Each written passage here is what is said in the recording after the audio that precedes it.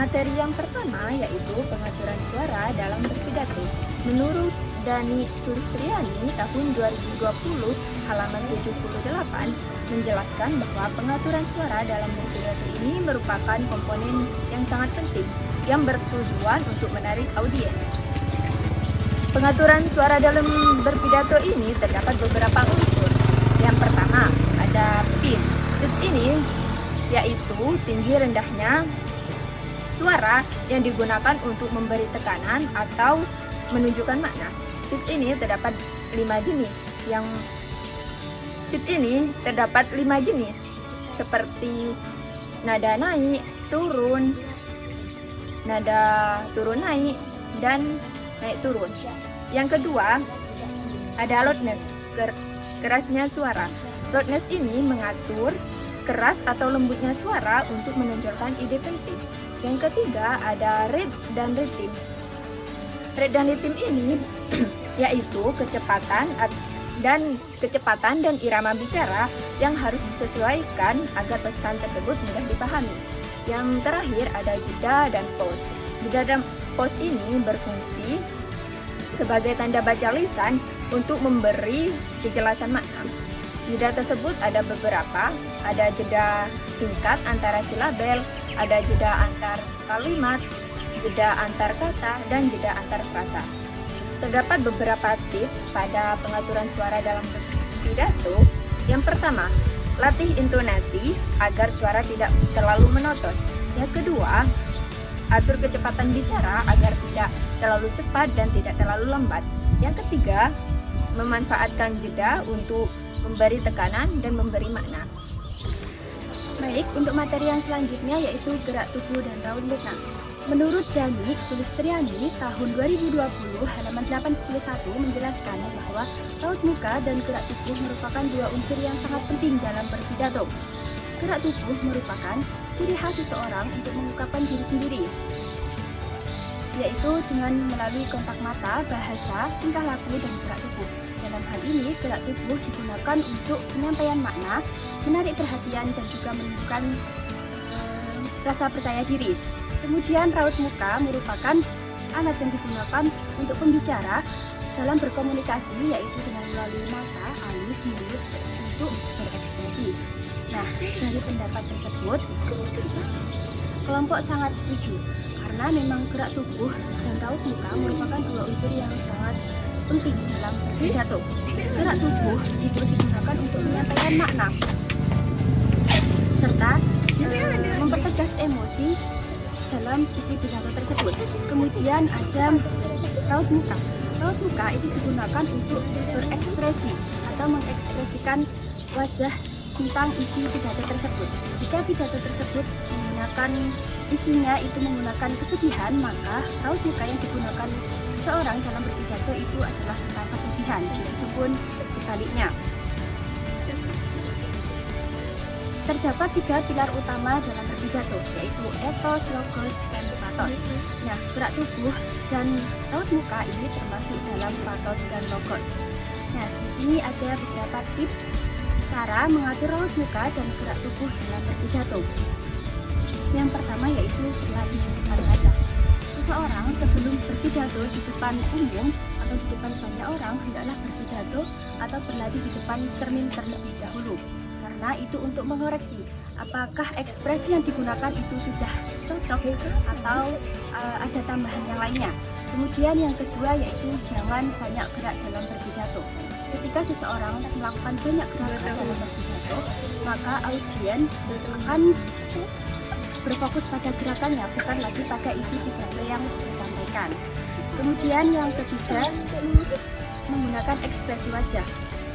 Ini sesuai dengan isi pidato yang disampaikan. Jika isi pidatonya merupakan kesenangan, maka raut muka yang digunakan juga kesenangan. Begitupun sebaliknya. Yang selanjutnya yaitu jaga kontak mata. Sebagai bagian dari ekspresi wajah juga membangun koneksi dengan audiens. Jangan hanya memandang kepada satu audiens, melainkan semua audiens.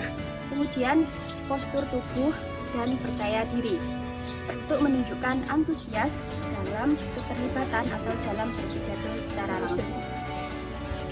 untuk materi yang selanjutnya, persilakan. Materi selanjutnya yaitu karakteristik pemakaian gaya bahasa dalam berpidato yang memiliki peran penting untuk menarik perhatian si audiens dan memperkuat pesan yang ingin disampaikan. Yang pertama yaitu ada persuasi. Gaya bahasa yang digunakan bertujuan untuk membujuk atau mempengaruhi pendengar agar sejalan dengan isi pidato. Yang kedua yaitu retoris. Banyak menggunakan pertanyaan retoris, pengulangan, dan struktur kalimat yang kuat untuk membangun emosi dan daya tarik. Yang ketiga yaitu figuratif atau majas. Menggunakan majas seperti metafora, simile, hiperbola, dan personifikasi agar bahasa terasa hidup dan membekas di ingatan si audiens. Yang keempat yaitu ada formal namun komunikatif. Tetap menjaga kesopanan dan struktur formal, tetapi tetap mudah dipahami dan tidak kaku. Yang kelima yaitu ada emosional, mengandung emosi sesuai dengan tujuan pidato. Misalnya semangat, haru, atau keprihatinan untuk menyentuh perasaan si audiens. Yang keenam yaitu mengandung repetisi atau pengulangan. Pengulangan kata atau frasa penting untuk menekankan dan memudahkan ingatan si pendengar. Yang ketujuh ada inspiratif dan motivasional. Khususnya dalam pidato kepemimpinan atau motivasi gaya bahasa, memberi semangat dan dorongan. Namun, ada beberapa tips dan trik dalam pemakaian gaya bahasa saat berpidato agar lebih efektif dan memikat. Yang pertama ada kenali audiensmu. Jadi gunakan bahasa yang sesuai dengan usia, latar belakang, dan penguatan audiens. Hindari istilah yang terlalu rumit jika tidak diperlukan. Yang kedua yaitu ada gunakan majas dengan tepat. Jadi pilih majas yang relevan. Contohnya metafora. Pemuda adalah tulang punggung bangsa. Yang hiperbola, suara kalian mengguncang negeri ini. Jangan berlebihan agar tidak terdengar berlebihan atau tidak tulus.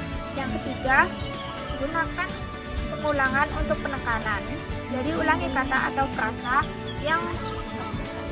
frasa kunci agar mudah diingat. Yang keempat, sisipkan pertanyaan retoris. Jadi untuk membangun keterlibatan. Contohnya, apakah kita akan tinggal diam melihat ketidakadilan ini?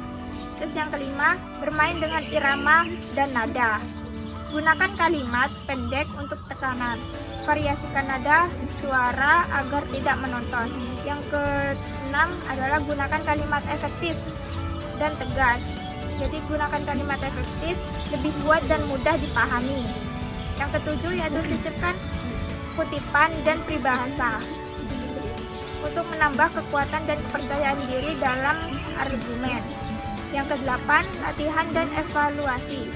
Nah, latihan pidato di depan cermin atau taman, rekam dan dengarkan ulang untuk mengevaluasi gaya bahasa yang digunakan. Untuk materi selanjutnya, kita akan lanjut ke pembahasan berikutnya, yaitu teknik menghafal isi pidato. Jadi sebelum itu kita harus pahami bagaimana tata cara sistem kerja otak kita. Otak kita itu mendapatkan informasi dan disimpan ke dalam otak jangka pendek. Setelah mendapatkan pengolahan di dalam otak jangka pendek itu nanti akan dipindahkan ke dalam otak jangka panjang. Jadi ada beberapa metode yang mungkin bisa membantu teman-teman untuk menghafal isi teks itu sendiri. Nah, metode yang pertama mungkin dalam metode pengelompokan. Jadi informasi atau teks pidato yang teman-teman sudah buat itu nanti silahkan dikelompokkan ke dalam beberapa bagian. Nah, dari beberapa bagian tersebut ada metode pembantu lain untuk membantu pengelompokan itu tadi, yaitu dengan cara visualisasi atau membayangkan satu poin yang nantinya teman-teman bisa gunakan bayangan seperti gambar yang ada di imajinasi teman-teman untuk membantu mengingat informasi yang mungkin teman-teman sudah gunakan itu tadi, sehingga dengan melihat gambar yang sudah teman-teman lihat, maka teman-teman bisa memahami informasi yang telah teman-teman simpan dalam gambar tersebut. Nah, pastinya teman-teman bertanya, kenapa kok penting banget harus menguasai teknik penghafalan isi pidato. Bayangin ketika teman-teman sedang menyampaikan pidato, teman-teman itu selalu scroll HP, melihat kertas dan lain sebagainya, pastinya teman-teman tidak percaya diri. Nah, itu poin pertama yang mungkin menjadi garis bawah kenapa teman-teman harus menghafal isi pidato. Terus yang kedua, ketika teman-teman berpidato di depan umum dan masih membaca teks, pastinya audien akan merasa tidak diperhatikan. Audien pasti akan menganggap bahwasanya seorang yang berpidato dengan menggunakan teks itu hanya fokus dengan apa yang ia baca, akan tetapi tidak fokus dengan kontak mata, sehingga audien nanti akan merasa tidak dihargai dan lain sebagainya. Nah, terus kenapa juga penting untuk menghafal isi teks pidato? Karena penelitian mengatakan bahwasanya dengan cara kita menghafal teks isi pidato dapat meningkatkan kekuatan ingatan kita 30-40%. Itu kenapa kita harus menghafal isi teks pidato. Terus kita lanjut, tips dan trik dari saya untuk menghafal teks pidato itu sendiri. Tentunya langkah pertama teman-teman harus menyiapkan teks yang akan teman-teman hafalkan. Setelah itu silahkan teman-teman lihat per paragrafnya atau per kalimatnya. Mungkin saya merekomendasikan untuk per paragraf untuk menggambarkan atau mencari poin inti daripada paragraf tersebut. Setelah melihat poin inti dari paragraf tersebut, silahkan teman-teman kelompokkan antara poin-poin inti dengan poin-poin inti lainnya yang sekiranya memiliki keterkaitan dan kesamaan, sehingga teman-teman nanti memiliki gambaran yang sangat mudah untuk mengingat poin-poin tersebut. Nah, dalam mengingat poin-poin tersebut, teman-teman gunakan metode menyimpan. Ya, silahkan teman-teman bayangkan rute rumah teman-teman. Silahkan satu informasi atau satu poin itu tadi teman-teman simpan ke dalam rumah teman-teman, atau di ruang kamar contohnya, ada yang di toilet, ada yang di ruang makan. Setiap tempat-tempat itu tadi teman-teman simpan poin-poin. Jadi ketika teman-teman tampil di depan umum, teman-teman tinggal mengimajinasikan di dalam pikiran teman-teman kalau teman-teman sedang masuk ke dalam rumah dan masuk kamar terlebih dahulu, melihat poin ini harus disampaikan, setelah itu pindah ke ruang makan, melihat poin ini harus disampaikan dan lain sebagainya.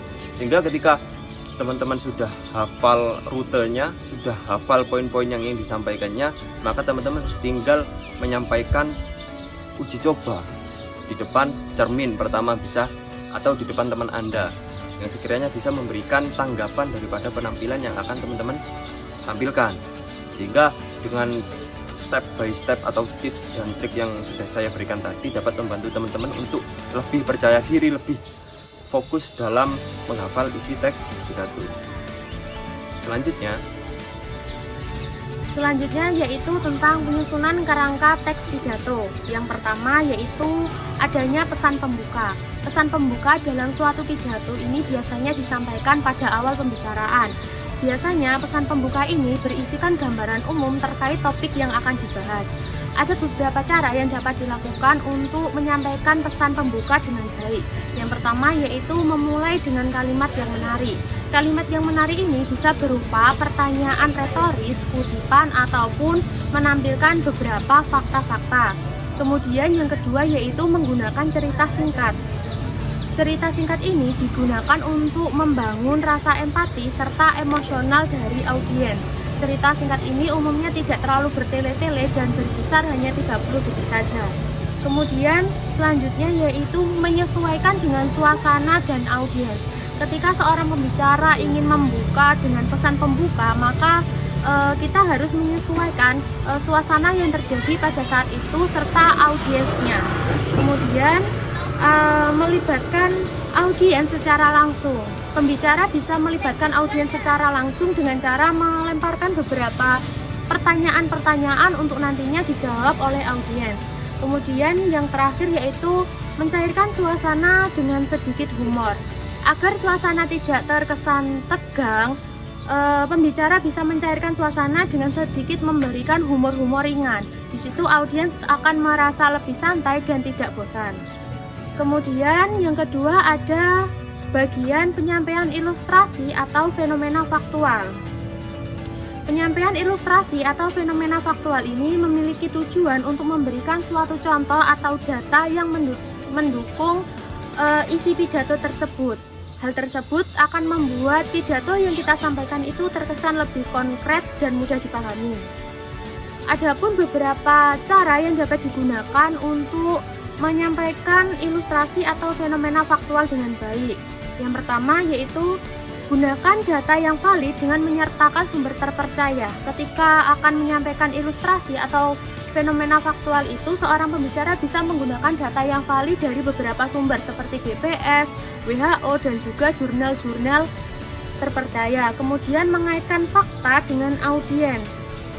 Contohnya, ada kalimat, bayangkan jika keluarga kita menjadi korban bully karena kurangnya literasi. Di situ terdapat fakta bahwa kurangnya literasi bisa meningkatkan resiko bully. Nah, dikaitkan dengan fakta dengan audiens, yaitu membayangkan jika itu keluarga kita. Kemudian yang ketiga, membuat sebuah analogi untuk memahamkan konsep abstrak pada audiens. Contohnya, pendidikan ibarat lentera yang dapat menyinari kegelapan. Nah, di situ ada bentuk analogi pada kalimat pendidikan diibaratkan sebagai sebuah lentera. Hal tersebut bisa membantu audiens untuk memahami konsep-konsep abstrak yang disampaikan melalui ilustrasi ataupun fenomena faktual. Kemudian yang keempat yaitu menggabungkan dengan cerita singkat. Contohnya, seperti A yang mengalami penurunan nilai karena terlalu sering bermain game.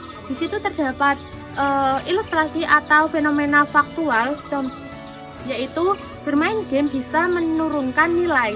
Kemudian digabungkan dengan cerita singkat, yaitu ditambahi dengan kalimat seperti A yang mengalami penurunan nilai karena terlalu sering bermain game. Kemudian yang terakhir yaitu visualisasikan dengan bahasa deskriptif. Ketika pembicara menyampaikan ilustrasi atau fenomena faktual, kita bisa memvisualisasikan hal tersebut dengan menggunakan bahasa yang deskriptif, tidak terlalu singkat. Mengapa demikian? Karena audiens akan lebih mudah memahami apa yang kita sampaikan. Jadi tidak hanya menyampaikan poin-poinnya saja, tapi kita memberikan sedikit pengertian. Kemudian yang ketiga, dalam pidato itu terdapat pernyataan umum.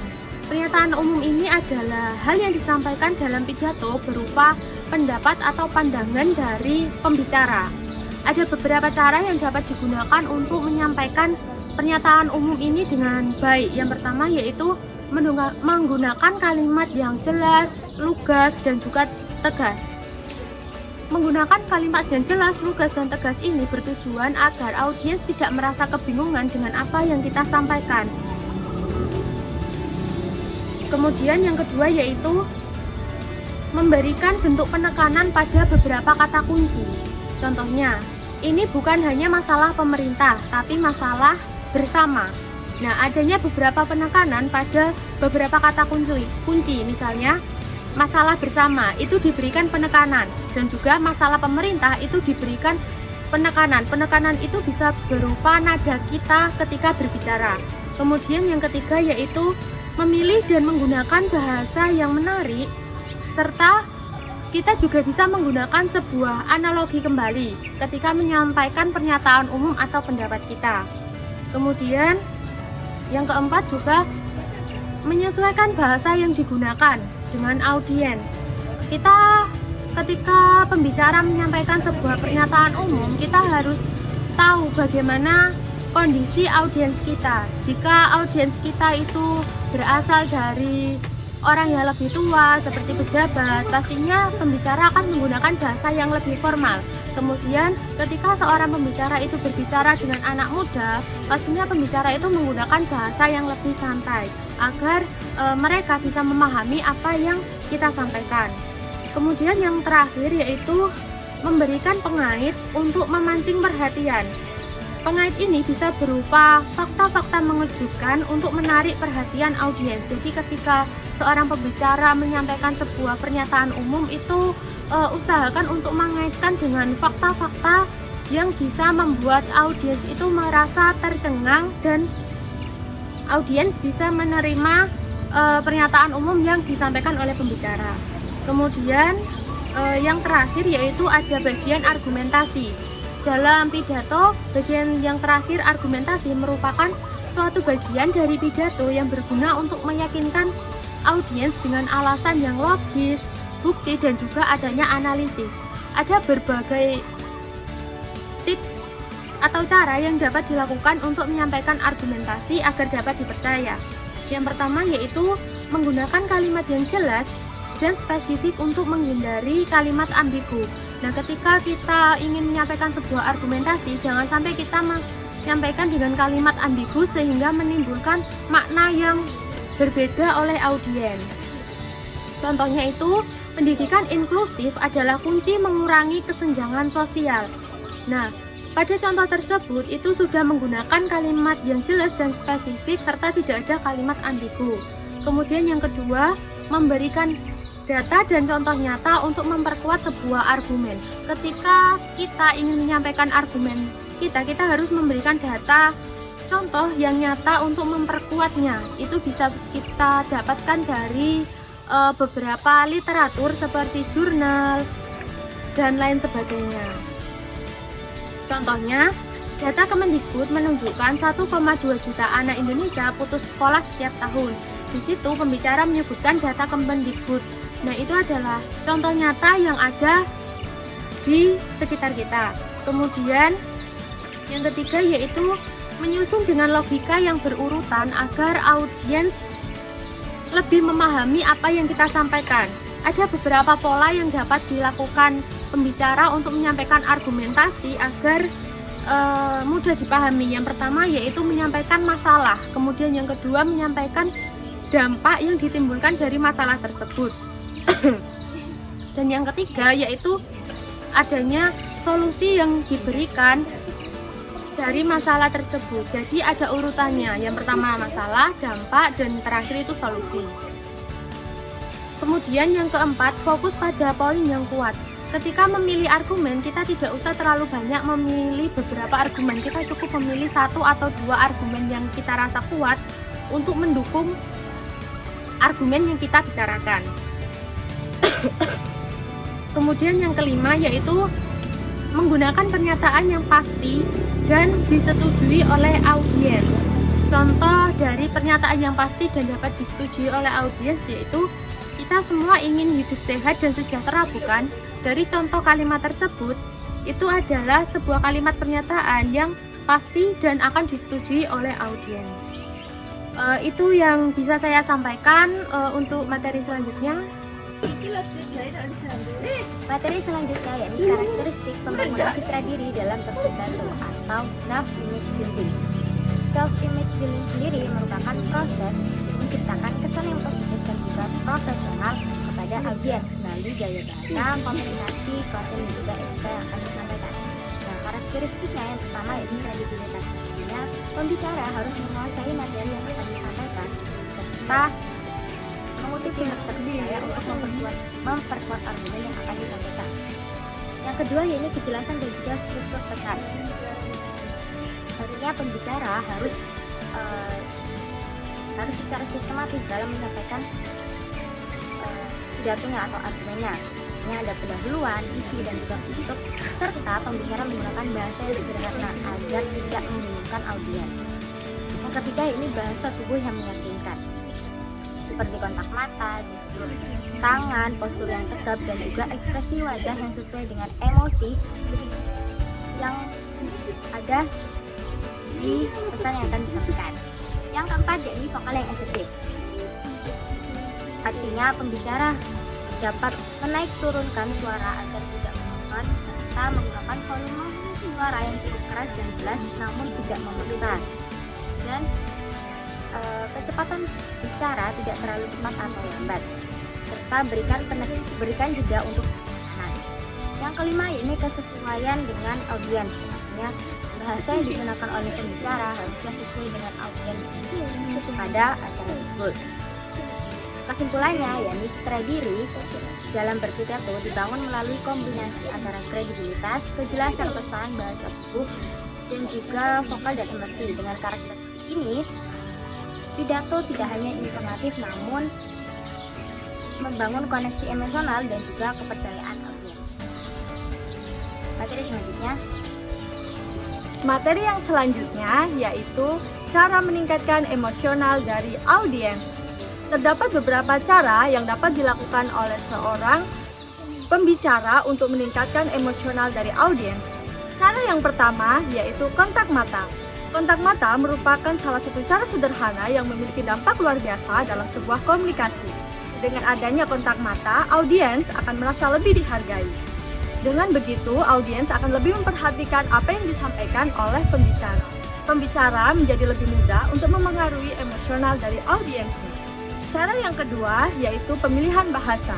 Bahasa merupakan sarana yang paling utama untuk sebuah komunikasi.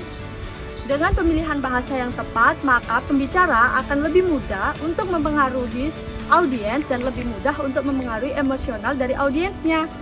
Cara yang ketiga yaitu gunakan kisah-kisah kehidupan. Nah, tidak jarang kita melihat seorang pembicara dalam menyampaikan sebuah pidato akan menyisipkan sebuah cerita tentang dirinya atau cerita orang lain di dalam materi pidatonya untuk dapat membawa audiens ke dalam suasana yang lebih meningkatkan emosional dari audiensnya. Nah, dari 3 cara tersebut, kelompok sangat setuju bahwa cara-cara tersebut dirasa sangat efektif untuk meningkatkan emosional dari audiensnya. Tentunya, dalam menerapkan cara-cara tersebut diperlukan latihan dan juga persiapan yang maksimal. Nah, selain itu, ada 3 tips and trik yang dapat dilakukan sebelum menerapkan cara-cara yang telah saya sampaikan. Yang pertama, yaitu kepercayaan diri. Kepercayaan diri merupakan kunci utama dari seorang pembicara. Yang kedua, yaitu penguasaan materi. Dengan penguasaan materi yang lebih baik, seorang pembicara akan lebih percaya diri ketika berbicara di depan umum. Yang ketiga, yaitu menggunakan alat atau media bantu apabila diperlukan. Mungkin seorang pembicara memerlukan pengeras suara seperti mikrofon, kemudian media PowerPoint atau salindia untuk menayangkan sebuah foto, video, atau juga iringan musik yang dapat lebih meningkatkan emosional dari audiensnya. Demikian materi yang terakhir saya sampaikan.